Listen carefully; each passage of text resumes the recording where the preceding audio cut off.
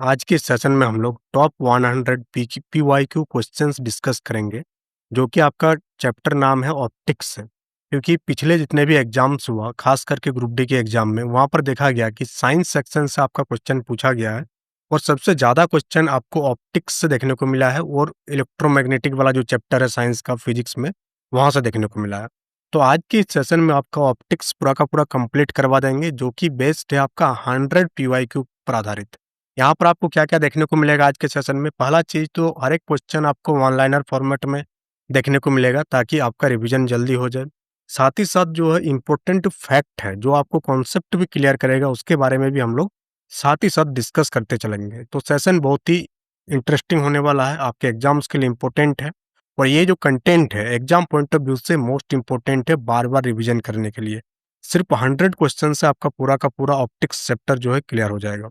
तो चैनल में नए हैं तो चैनल को सब्सक्राइब कर लीजिएगा, वीडियो को लाइक कीजिएगा और जैसे ही वीडियो का लाइक 500 पहुंच जाएगा, ये पीडीएफ आपका टेलीग्राम चैनल में शेयर कर दिया जाएगा।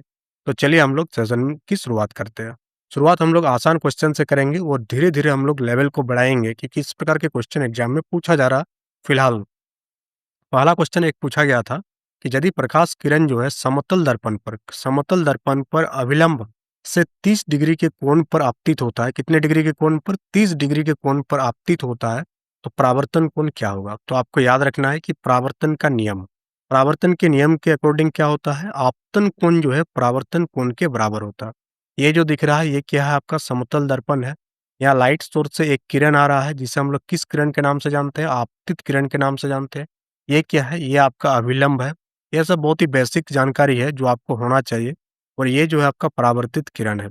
तो हम लोग क्या जानते हैं कि जो आपको आपतित किरण है और अभिलंब है, इन दोनों के बीच जो कोण बनता है उसे हम लोग कहते हैं आपतन कोण, जिसे हम लोग आई से डिनोट करते हैं।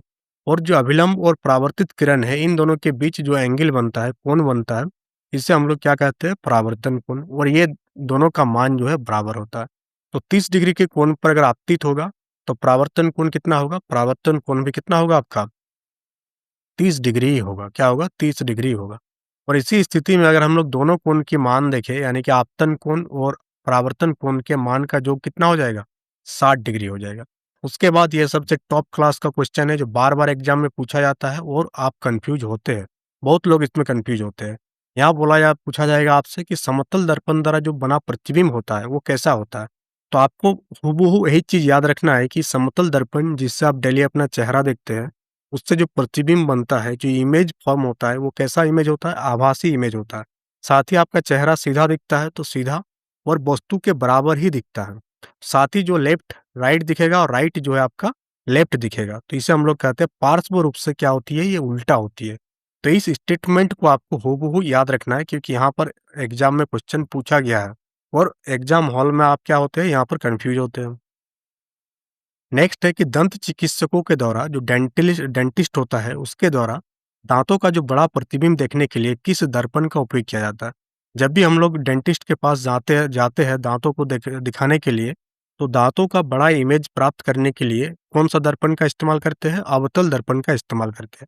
ये जो आपको डायग्राम दिख रहा है, ये कौन सा दर्पण का है? अवतल दर्पण का है, जिसे हम लोग इंग्लिश में कनकेव मिरर के नाम से जानते हैं और इसे कन्वर्जिंग मिरर के नाम से भी हम लोग जानते हैं, अभिसारी दर्पण भी कहते हैं। ये भी बार-बार पूछा जाता है कि अवतल दर्पण को हम लोग और किस नाम से जानते हैं?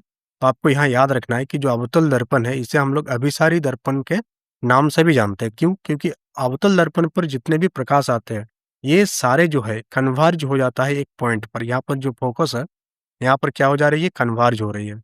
इसी कारण इसे हम लोग किस नाम से जानते हैं? अभिसारी दर्पण के नाम से भी जानते हैं। साथ ही जो दाढ़ी बनाने वाला दर्पण है, वहाँ पर भी हम लोग किस दर्पण का इस्तेमाल करते हैं? तो हम लोग अवतल दर्पण का इस्तेमाल करते हैं।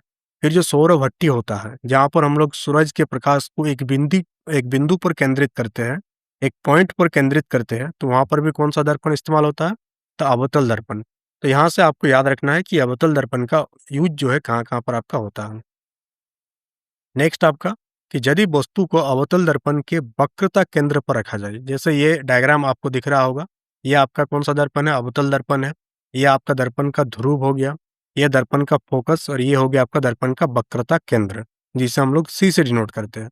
तो अगर हम लोग पूछा जा रहा है आपसे कि यदि वस्तु को अवतल दर्पण के वक्रता केंद्र पर रखेंगे, तो जब हम लोग दर्पण वस्तु को वक्रता केंद्र पर रखते हैं, तो उसका जो इमेज बनता है वो कहाँ पर बनती है? सी पर ही बनता है, यानी वक्रता केंद्र पर ही बनता है। समान आकार का वास्तविक और उल्टा इमेज हम लोगों को देखने को मिलता है।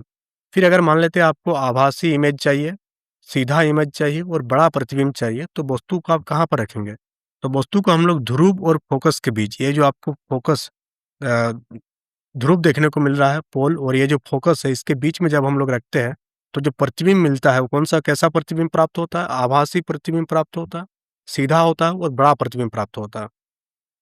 तो सेशन अच्छा लग रहा हो तो सेशन को लाइक कीजिएगा, साथ ही और भी क्वेश्चंस आपको देखने को मिलेगा आगे आने वाले टाइम में। आपके एग्जाम से पहले 500 से ज़्यादा क्वेश्चन आपको साइंस का करवा दिया जाएगा, फिजिक्स, बायोलॉजी और केमिस्ट्री का। तो चैनल को सब्सक्राइब कर लीजिएगा। साथ ही ये पीडीएफ आपको टेलीग्राम चैनल पर प्रोवाइड करा दिया जाएगा। नेक्स्ट आपसे पूछा जा रहा है कि यदि दर्पण का जो आवर्धन है वो -1 है, तो इसका क्या अर्थ है? तो जब भी आवर्धन आपको -1 में देखने को मिलेगा, तो इसका मतलब है जो इमेज बनेगी वो कैसा इमेज होगा? वास्तविक होगा, वो उल्टा होगा और वस्तु सी पर स्थित है। कहाँ पर स्थित है? वस्तु कहाँ पर स्थित है? सी पर स्थित है। तो यहाँ पर आपको अतिरिक्त तथ्य प्रोवाइड किया किया गया है, जो अभी-अभी हम लोग डिस्कस भी कर लिए हैं। नेक्स्ट आपका कि जो वाहन होती है, जो व्हीकल होता है, व्हीकल का जो रियर व्यू जो होती है, यानी जो आगे जो शीशा लगा रहता है, जिससे हम लोग पीछे गाड़ी वगैरह आ रहा है कि नहीं आ रहा देखते हैं, साइड मिरर के नाम से जिसे हम लोग जानते हैं, उसमें किस दर्पण का यूज़ किया जाता है? तो साइड मिरर में हम लोग कौन-सा दर्पण इस्तेमाल करते हैं? उत्तल दर्पण का इस्तेमाल करते हैं। और उत्तल दर्पण को हम लोग अपसारी दर्पण के भी नाम से भी जानते हैं, क्योंकि उत्तल दर्पण क्या करता है? प्रकाश को, लाइट को डाइवर्ज कर देता है। जो आप अवतल दर्पण देखे थे हम लोग, तो अवतल दर्पण क्या कर रहा था? एक जगह पर लाइट को कन्वर्ज कर रहा था। क्या कर रहा था? कन्वर्ज। और उत्तल दर्पण क्या करता है? प्रकाश को डाइवर्ज कर देता है। क्या कर देता है? अपसारित कर देता है। इसलिए हम लोग इसे अपसारी दर्पण के भी नाम से जानते हैं, और इसका इस्तेमाल हम लोग साइड मिरर के रूप में करते हैं। साथ ही नया फिर क्वेश्चन पूछा गया था आपसे कि उत्तल दर्पण द्वारा जो प्रतिबिंब बनता है वो हमेशा कैसा होता है? तो आपको याद रखना है कि उत्तल दर्पण द्वारा जो प्रतिबिंब, जो इमेज बनता है, वो हमेशा कैसा होता है? आभासी होता है, सीधा होता है, और जो वस्तु से जो है आपको छोटा देखने को मिलेगा, वस्तु से बड़ा नहीं देखने को मिलेगा। जैसे अवतल दर्पण में हम लोग देखे थे कि जो प्रतिबिंब था वो वस्तु से बड़ा भी था, बट उत्तल दर्पण में प्रतिबिंब वस्तु से छोटा आपको देखने को मिलेगा। नेक्स्ट आपसे पूछा जा रहा है कि उत्तल दर्पण का वक्रता केंद्र जो है ये कहाँ पर स्थित होता है? तो उत्तल दर्पण का जो वक्रता केंद्र है ये कहाँ पर सिचुएटेड होता है? दर्पण के पीछे हम लोगों को देखने को मिलेगा उत्तल दर्पण का वक्रता केंद्र। नेक्स्ट पूछा जा रहा है कि चिन्ह परिपाटी के अनुसार वस्तु की दूरी हमेशा कैसे ली जाती है? तो आपको याद रखना है कि चिन्ह परिपाटी, जिसे हम लोग कार्टेशियन साइन कन्वेंशन के नाम से जानते हैं, क्लास 10th का जो प्रकाश वाला चैप्टर है वहाँ पर आपको देखने को मिलेगा। तो जो वस्तु का दूरी, जिसे हम लोग यू कहते हैं, वस्तु का दूरी को हम लोग क्या लेते हैं? नेगेटिव लेते हैं। और मुख्य अक्ष के लंबवत ऊपर की ओर जितने भी दूरी को हम ऊंचाई को मापते हैं, वो क्या होता है? आपका पॉजिटिव होता है। जैसे यहाँ पर आप देख पा रहे होंगे कि मुख्य अक्ष के लंबवत जितने भी दूरी को हम लोग मापेंगे, तो ये वो किस में आएगा? आपको ऊपर में पॉजिटिव में आएगा, नीचे वाला आपका डाउन में आएगा, लेफ्ट वाला आपका जो किस में आएगा? बायां में आएगा, और राइट वाला आपका पॉजिटिव में आएगा। ये आपको याद रखना है। साथ ही उत्तल दर्पण और उत्तल लेंस की जो फोकस दूरी है, वो क्या होती है? हमेशा पॉजिटिव होता है। ये पॉइंट मोस्ट इम्पोर्टेंट है कि उत्तल दर्पण और उत्तल लेंस का जो फोकस दूरी है, वो क्या होती है? हमेशा पॉजिटिव होता है। बार-बार एग्जाम में पूछा जाता है यहाँ से क्वेश्चन, और एग्जाम हॉल में क्या होता है, पता होने के बावजूद भी गलती इसलिए होता है क्योंकि ये कन्फ्यूजन क्रिएट करता है, पॉजिटिव होगा कि नेगेटिव होगा। तो आपको याद रखना है कि उत्तल दर्पण और उत्तल लेंस दोनों ही केस में जो फोकस दूरी होगा, वो क्या होगा? हमेशा पॉजिटिव होगा। तो यहाँ पॉजिटिव आपको याद रखना है। नेक्स्ट आपको पूछा जा रहा है कि यदि आवर्धन धनात्मक है, तो प्रतिबिंब की प्रकृति क्या होगा? तो आपको मिरर फ़ॉर्मूला याद रखना है। मिरर फ़ॉर्मूला क्या होता है? 1/f = 1/v + 1/u। v क्या है आपका? प्रतिबिंब की दूरी, और u क्या है? वस्तु की दूरी। और मैग्नीफिकेशन क्या होता है? m = क्या होता है? -v/u। क्या होता है? -v/u। तो अगर आपका आवर्धन पॉजिटिव में आ रहा है, तो इसका मतलब प्रतिबिंब क्या है? आभासी है और सीधा है। प्रतिबिंब क्या है? आभासी है और सीधा है। और अगर आपका आवर्धन नेगेटिव में आ रहा है, किस में आ रहा है? नेगेटिव में आ रहा है, तो प्रतिबिंब कैसा होगा? वास्तविक होगा और उल्टा होगा। तो ये सारे जो करवाया जा रहा है आपका, ये आपका पीवाईक्यू के साथ-साथ आपका कॉन्सेप्ट भी क्लियर हो रहा है। ज़ीरो से लेकर के हम लोग क्या किधर जा रहे हैं? आगे बढ़ रहे हैं, ज़ीरो से लेकर के हीरो की ओर। तो सेशन में को जो है कंप्लीट बने रहिएगा, तो ही आपको सेशन का बेनिफिट देखने को मिलेगा। थोड़ा देखने के बाद फिर आपको वो समझ में नहीं आएगा, आपको लगेगा कि आसान-आसान चीज़ है। और धीरे-धीरे जो है आपका लेवल बढ़ते जाएगा, क्योंकि सभी के लिए बेनिफिशियल हो। यानी किसी को अगर बढ़िया से साइंस नहीं भी आता है, वो भी समझ पाए, इसलिए सेशन को इस टाइप से डिज़ाइन किया गया है यहाँ। नेक्स्ट आपका कि वक्रता, त्रिज्या और फोकस दूरी के बीच क्या संबंध होता है? तो आपको याद रखना है कि वक्रता, त्रिज्या और फोकस दूरी का जो संबंध होता है वो क्या होता है? F इक्वल टू R/2 होता है। जिसे हम लोग किस प्रकार से लिख सकते हैं? R इक्वल टू 2F भी लिख सकते हैं। तो यहाँ तीनों फॉर्मूला काफ़ी इंपॉर्टेंट है। एक आपका मिरर फॉर्मूला हो गया, दूसरा हो गया फोकस दूरी और वक्रता त्रिज्या के बीच क्या रिलेशन होता है, तीसरा हो गया आपका दर्पण का आवर्धन के बारे में और आवर्धन से जुड़ा हुआ चीजें, जैसे आवर्धन धनात्मक होगा तो प्रतिबिंब का प्रकृति क्या होगा, आवर्धन अगर ऋणात्मक है तो प्रतिबिंब की प्रकृति आपका क्या होगा। नेक्स्ट हम लोग आगे बढ़ेंगे और यहाँ पर आपको देखने को मिलेगा रिफ्रैक्शन चैप्टर से ये सारे क्वेश्चन पूछा गया है। पहला चीज है कि प्रकाश किरण के विरल से सघन माध्यम में जाने पर क्या होता है। तो प्रकाश का किरण, जैसे इस डायग्राम में आप देख पाएंगे, प्रकाश का किरण जब विरल माध्यम से सघन माध्यम, विरल माध्यम हम लोग किसको मान लेते हैं? एयर को, वायु। एयर जो है आपका, ये क्या है? आपका विरल माध्यम है। तो वायु आपका विरल माध्यम है। अगर कोई प्रकाश का किरण एयर से कहाँ जाएगा? वाटर में जाएगा। वाटर क्या है? आपका सघन माध्यम है। तो क्या होगा? तो आप यहाँ देख पाएंगे कि जब भी प्रकाश का किरण रेयर से डेंसर की ओर जाएगा तो ये अभिलंब की ओर झुक जाएगा। जैसे ये झुकाव जो है ना, ये अभिलंब की ओर होगा। और इसका उल्टा होगा, जब प्रकाश की किरण सघन माध्यम से विरल की ओर जाएगा, यानी डेंसर मीडियम से ये विरल की ओर जाएगा, वाटर से एयर की ओर जाएगा, तो क्या होगा? ये अभिलंब से आप देख पा रहे हैं, ये अभिलंब है, ये अभिलंब से दूर हट रहा है और ये अभिलंब की ओर झुक रहा था, तो ये अभिलंब से दूर हट रहा था। तो दोनों कंफ्यूजन आपको यहाँ पर हट जाएगा, क्लियर हो गया आपको दोनों कंफ्यूजन। कि जब प्रकाश का किरण रेयरर से डेंसर की ओर जाएगा, यानी रेयरर से डेंसर की ओर जाएगा, तो क्या होगा? ये अभिलंब की ओर झुक जाएगा। किधर झुक जाएगा? अभिलंब की ओर झुक जाएगा। और जब डेंसर से रेयरर की ओर जाएगा तो ये अभिलंब से दूर हटेगा। क्या होगा? अभिलंब से दूर हटेगा। यहाँ पर आप देख पा रहे हैं। तो पानी में डूबी हुई पेंसिल मुड़ी हुई क्यों दिखाई देती है? तो प्रकाश के अपवर्तन के कारण जो है पानी में डूबी हुई पेंसिल जो है मुड़ी हुई दिखाई आपको देता है। नेक्स्ट आपसे पूछा जा रहा है कि आयताकार कांच के स्लैब से अपवर्तन के बाद आपतित किरण और निर्गत किरण के बीच क्या संबंध होता है। जैसे यहाँ पर आप देख पा रहे होंगे कि निर्गत किरण जो होता है हमेशा आपतित किरण के समानांतर होती है। जैसे ये जो किरण है ये आपका आपतित किरण है, ये कांच का स्लैब है। अब यहाँ पर आप देखेंगे तो इस टाइप से मुड़ेगा ये, एक बार फिर सीधा चला जाएगा। तो ये जो आपको निर्गत किरण है, ये क्या होगा? किसके समानांतर होगा? आपतित किरण के समानांतर होगा, क्योंकि विपरीत फलकों पर अपवर्तन का प्रभाव एक दूसरे को रद्द कर देता है। आपतित किरण और निर्गत किरण के बीच के लंबवत दूरी को हम लोग क्या कहते हैं? ये आपको आपतित किरण है और ये हो गया आपका निर्गत किरण। इन दोनों के बीच का जो लंबवत दूरी है, लंबवत डिस्टेंस है, इसे हम लोग लेटरल शिफ्ट के नाम से जानते हैं। किस नाम से जानते हैं? पार्श्व विस्थापन के नाम से जानते हैं। मोस्ट इंपोर्टेंट कैटेगरी में चला जाएगा ये आपका। नेक्स्ट है कि यदि प्रकाश किरण स्लैब और 90 डिग्री आपतित हो, स्लैब पर 90 डिग्री पर आपतित हो, तो विचलन क्या होगा?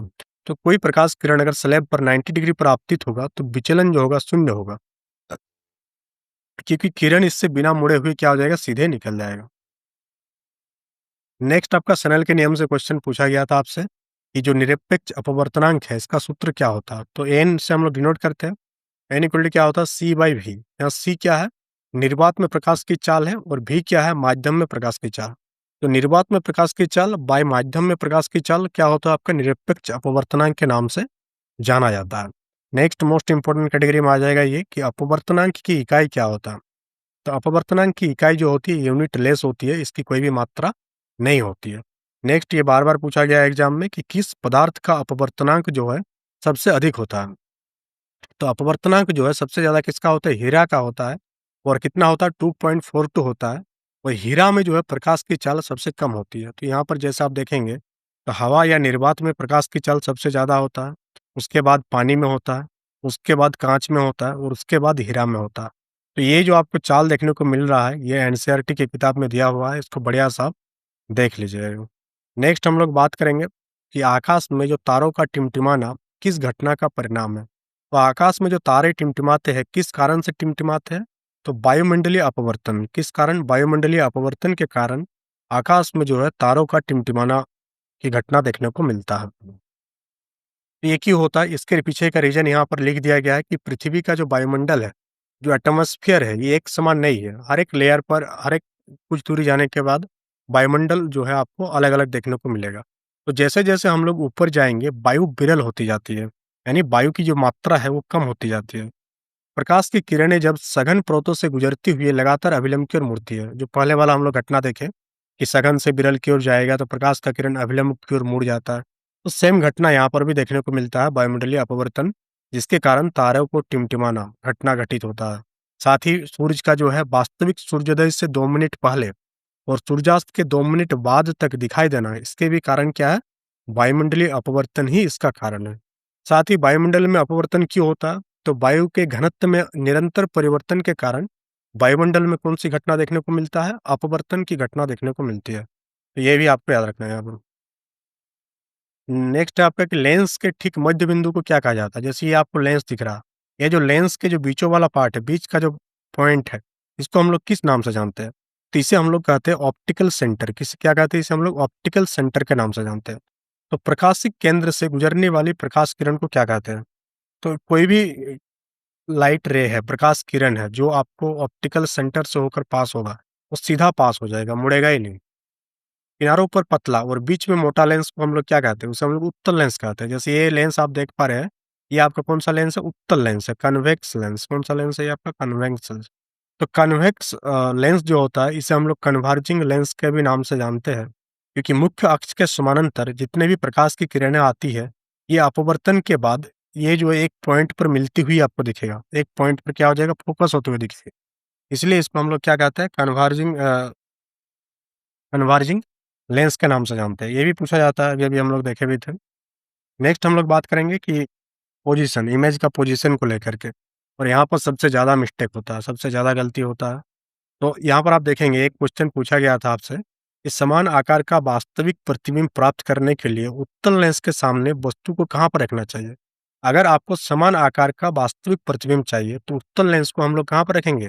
2f1 डिस्टेंस पर रखेंगे। जैसे ये चिन्ह परिपाटी आप देख लेंगे, इसी प्रकार से आप, अगर वहाँ पर आपको याद नहीं भी है, तो भी आप इस प्रकार के डायग्राम बना करके इमेज का फॉर्मेशन कर सकते हैं और इमेज की प्रकृति को आप बता सकते हैं। तो जब भी आप इमेज बनाएँगे लेंस में, तो 3 लाइन आपको पास करना है। ये एक लाइन पास होगा, एक लाइन आपको प्रकाशिक केंद्र से पास करना है और एक लाइन आपको फोकस से होकर पास करना है। तो जहाँ पर भी मीट करेगा वहाँ पर इमेज बनेगा। तो अगर समान वास्तविक प्रतिबिंब प्राप्त करना है, 2f1 दूरी पर रखना चाहिए, फोकस दूरी के दोगुने पर। उत्तल लेंस में जब वस्तु अनंत पर हो, तो प्रतिबिंब कहाँ पर बनता है? उत्तल लेंस में वस्तु जब अनंत पर हो, तो प्रतिबिंब जो है फोकस f2 पर वास्तविक और बिंदु आकार का बनता है। ये सारे पॉइंट आपको ध्यान देना होगा, ये थोड़ा कॉन्सेप्ट वाला है, 1-2 बार जब आप रिवाइज करेंगे, तो ये आपके दिमाग में फिट बैठेगा ये। यदि वस्तु 2f1 से परे रखी हो, तो प्रतिबिंब कहाँ पर बनेगा? यानी 2f1 के बाद रखा हुआ हो, तो प्रतिबिंब जो है f2 और 2f2 के बीच बनेगा और प्रतिबिंब कैसा होगा? वास्तविक होगा, उल्टा होगा और छोटा होगा। अब नेक्स्ट हम लोग बात करेंगे अवतल लेंस से संबंधित। तो अवतल लेंस द्वारा जो प्रतिबिंब बनता है, वो कैसा होता है? इस टाइप के क्वेश्चन पूछा जाता है कि अवतल लेंस द्वारा जो प्रतिबिंब बनता है, वो सदैव आभासी होता है, सीधा होता है और वस्तु से छोटा होता है। क्या अवतल लेंस कभी वास्तविक प्रतिबिंब बना सकता है? तो अवतल लेंस पर कभी भी वास्तविक प्रतिबिंब हम लोग प्राप्त नहीं कर पाएँगे। क्यों नहीं कर पाएँगे? क्योंकि अवतल लेंस से जो प्रतिबिंब बनता है, इसे हम लोग पर्दे पर प्राप्त नहीं कर सकते हैं। अवतल लेंस में वस्तु को कहीं भी रखने पर प्रतिबिंब कहाँ पर बनता है? अवतल लेंस में वस्तु को आप कहीं भी रखें, प्रतिबिंब जो है प्रकाशिक केंद्र यानी ऑप्टिकल सेंटर और फोकस के बीच ही बनता है। तो O एंड F1 के बीच ही आपको देखने को मिलेगा प्रतिबिंब। नेक्स्ट यहाँ पर इम्पोर्टेंट है आपका फ़ॉर्मूला। जैसे हम लोग मिरर फ़ॉर्मूला देखे थे, मिरर फ़ॉर्मूला में क्या था? 1/f इक्वल टू क्या था? 1/v प्लस 1/u था। बट जो लेंस वाला होगा, लेंस में क्या होगा? 1/f equal to 1/v minus 1/u होगा। तो दर्पण वाला में प्लस होगा, लेंस वाला में क्या होगा? माइनस होगा। यहाँ पर भी उल्टा हो जाएगा, जो दर्पण था, दर्पण में जो आवर्धन होता है, वो माइनस में आता है, m equal to minus v/u। But lens की अगर हम लोग बात करेंगे, तो m इक्वल टू क्या आएगा? v/u आएगा। तो दर्पण सूत्र जो है प्लस में होता है, लेकिन इसका आवर्धन माइनस में होता है। लेंस का जो फ़ॉर्मूला है, वो माइनस में होता है, बट लेंस का जो आवर्धन है, वो किस में होता है? पॉजिटिव में होता है। तो लेंस का सूत्र हम लोग देख लिए, लेंस का आवर्धन का फ़ॉर्मूला देख लिए, और वास्तविक प्रतिबिंब के लिए लेंस में v का चिन्ह क्या होगा? तो अगर आपको वास्तविक प्रतिबिंब प्राप्त करना है, तो उसके लिए v का चिन्ह क्या होना चाहिए? पॉजिटिव होना चाहिए। क्योंकि प्रतिबिंब दाईं ओर बनता है, प्रतिबिंब राइट साइड में बनता है। नेक्स्ट आपका कि लेंस की जो क्षमता है, इसको हम लोग, इसका एसआई यूनिट क्या है? तो डायोप्टर जो है लेंस की क्षमता का एसआई यूनिट है। नेक्स्ट है आपका कि लेंस की क्षमता और फोकस दूरी के बीच संबंध क्या होता है? तो लेंस का जो पावर होता है और फोकस दूरी के बीच जो संबंध होता है वो क्या होता है? P equal to 1/f। कम फोकस दूरी वाले लेंस की क्षमता पर क्या प्रभाव पड़ता है? तो कम फोकस दूरी वाला क्षमता हाई पावर की होती है। क्या होती है? High power. तो क्षमता निकालते समय फोकस दूरी हमेशा किस में होना चाहिए? मीटर में होनी चाहिए। ये मोस्ट इंपॉर्टेंट हो जाएगा कि उत्तल लेंस की जो पावर होती है हमेशा पॉजिटिव में होता है, और अवतल लेंस का जो पावर होता है क्या होता है? हमेशा नेगेटिव होता है। स्पष्ट दूरी का न्यूनतम दूरी कितना है? 25 सेंटीमीटर है। ये पॉइंट आपको याद रखना है। नेक्स्ट, ये भी आपका कंफ्यूजन वाला टॉपिक है, बार बार कंफ्यूजन होता है यहाँ पर, कि जो निकट दृष्टि दोष जिसे हम लोग मायोपिया के नाम से जानते हैं, इसके लिए हम लोग किस लेंस का यूज करते हैं? तो निकट दृष्टि दोष यानी मायोपिया के लिए हम लोग अवतल लेंस का इस्तेमाल करते हैं। और जो हाइपरमेट्रोपिया है जिसे हम लोग दूरदृष्टि के नाम से जानते हैं, इसके लिए हम लोग कौन सा लेंस का इस्तेमाल करते हैं? उत्तल लेंस का इस्तेमाल करते हैं। अब यहाँ पर देखना है कि निकट दृष्टि दोष में जो पास का चीज है वो दिखता है बढ़िया से, बट दूर का चीज क्या होता है? धुंधला दिखता है। और इसका जस्ट उल्टा होता है दूर दृष्टि दोष में। दूर दृष्टि दोष में दूर का चीज साफ दिखाई देगा, बट पास का आपका धुंधला यहाँ पर दिखाई देगा। तो कैसे आप याद रखेंगे इसको? जैसे यहाँ पर आपको याद रखना है, निकट दृष्टि दोष के लिए हम लोग कौन सा लेंस यूज करते हैं? अवतल लेंस यूज करते हैं। तो अवतल, अगर यहाँ पर आप देखेंगे अवतल यूज करते हैं, तो ये जो शब्द है ये छोटा शब्द है, तो छोटा लेंस, छोटा बड़ा शब्द बड़ा लेंस, छोटा शब्द बड़ा लेंस। ठीक है, इसको आप याद रख लीजिएगा, रटना भी है तो रट लीजिएगा। यदि किसी व्यक्ति के चश्मे की क्षमता कितना है? -4 डायोप्टर है, तो उसको कौन सा दोष है? तो यहाँ पर माइनस में है। तो माइनस में है तो अभी अभी हम लोग क्या बात किए? यहाँ पर देखे थे अभी, या आगे देखे थे कि उत्तल लेंस की क्षमता जो होती है पॉजिटिव में होता है, और अवतल लेंस की क्षमता क्या होती है? नेगेटिव में होता है। तो यहाँ पर ये माइनस में है, -4 डायोप्टर है, यानी कौन सा लेंस है? अवतल लेंस है। तो कौन सा दोष है व्यक्ति को? निकट दृष्टि दोष है। इस प्रकार के भी क्वेश्चन पिछले बार एग्जाम में पूछा गया था। तो साइन कन्वेंशन में आपको याद रखना है कि अवतल दर्पण का जो वस्तु का दूरी होता है वो नेगेटिव होता है, फोकस दूरी नेगेटिव होता है, और यहाँ प्रतिबिंब वास्तविक बनेगा तो नेगेटिव में आएगा, और प्रतिबिंब आभासी बनेगा तो ये पॉजिटिव में आएगा। तो ये चार्ट आप स्क्रीनशॉट ले लीजिएगा, यहाँ से एग्जाम में बार बार क्वेश्चन देखने को मिलता है। नेक्स्ट, प्रतिबिंब की प्रकृति से संबंधित क्वेश्चन पूछा जाता है कि कौन सा दो उपकरण हमेशा और केवल आभासी, सीधा और छोटा प्रतिबिंब बनाता है? उत्तल और अवतल लेंस। वास्तविक प्रतिबिंब हमेशा कैसा होता है? तो वास्तविक प्रतिबिंब हमेशा उल्टा होगा आपका। आभासी प्रतिबिंब हमेशा क्या होगा आपका? सीधा होगा। तो वास्तविक प्रतिबिंब को हम लोग पर्दे पर प्राप्त कर सकते हैं, आभासी प्रतिबिंब को पर्दे पर प्राप्त नहीं किया जा सकता। तो हमेशा आभासी और छोटा उत्तल दर्पण और अवतल लेंस में देखने को मिलता है। तो इस प्रकार से टोटल 100 फैक्ट्स जो है आपका कंप्लीट हो गया, जो कि आपका कौन सा चैप्टर से था? ऑप्टिक्स चैप्टर से था। नेक्स्ट सेशन में आपको दूसरा चैप्टर का 100 क्वेश्चन देखने को मिलेगा। करंट अफेयर्स का भी टॉपिक डाल दिया गया, तो करंट अफेयर्स वाला वीडियो भी देख लीजिएगा, वहाँ से भी आपके एग्जाम में क्वेश्चन आने के चांसेस सबसे ज़्यादा हैं। तो that's all for today, thank you for attending the session. PDF के लिए वीडियो का लाइक टारगेट 100 है। जैसे ही आपका 100 लाइक पहुंच जाएगा तो आपको पीडीएफ टेलीग्राम चैनल में डाल दिया जाएगा, और इस पीडीएफ को बार बार आप रिवाइज करेंगे तो आपको ज़्यादा बेनिफिट होगा। तो चलिए हम लोग मिलते हैं नेक्स्ट सेशन में।